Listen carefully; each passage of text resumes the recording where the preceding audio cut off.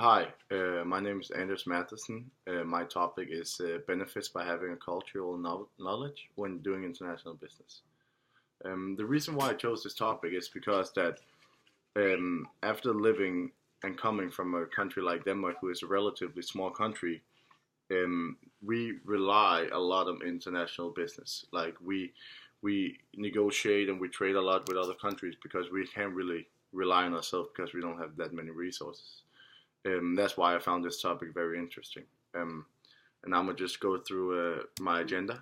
Um, the first thing is I'm gonna talk about is the language barrier of having of starting the conversation. I'm gonna go through the most important steps or what I feel is most important steps in the way to negotiate with people and why and how it benefits you to have this knowledge.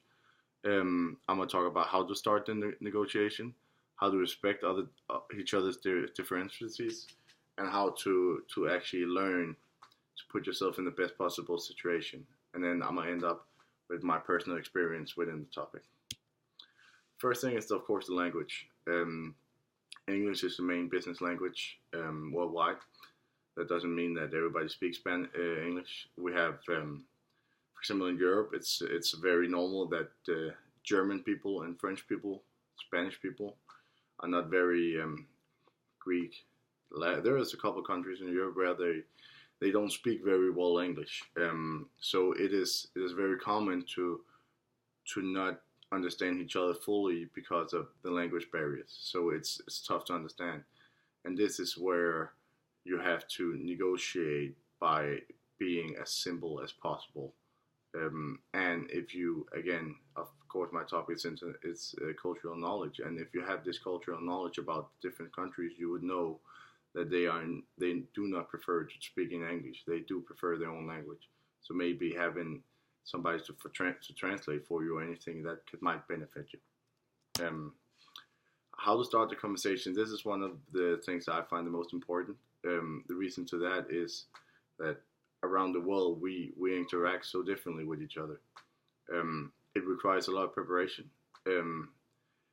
If I were to start a business or a negotiation with some business partners in Japan, I would not start out by going straight to what I want for the deal. I would first ask, how are you doing? How's your family doing?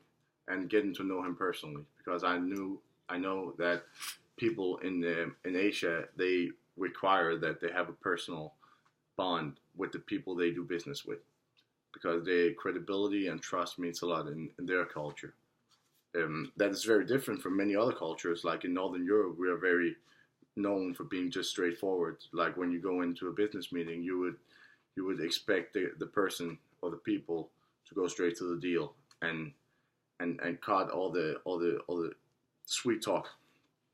Just go straight to the deal. Wrong handshakes or signals can cost you the deal.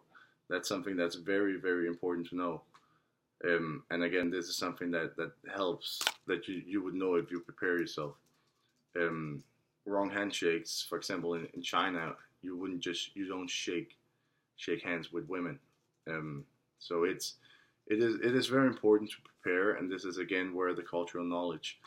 If you are prepared and you know your stuff, you would put yourself in the best possible situation to close the deal.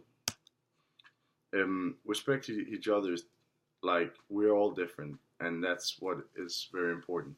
Like you can't just go into a trade and expect that everything will be done in your way.